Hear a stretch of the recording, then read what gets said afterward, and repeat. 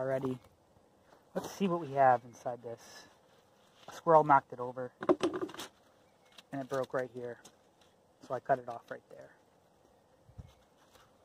I'm hoping that the back of the sunflower is yellow, because that'll tell me if it was mature or not when it got harvested.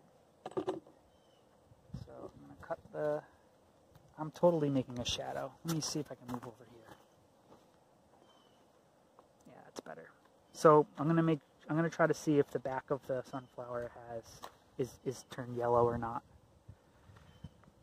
If it's turned yellow, I'm happy. If it hasn't, then the seeds might not be viable.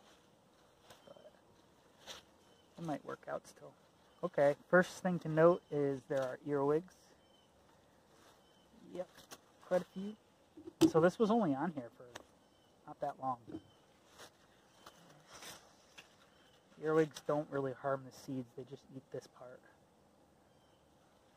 And they like the moisture that the thing provides. So there were 3 earwigs.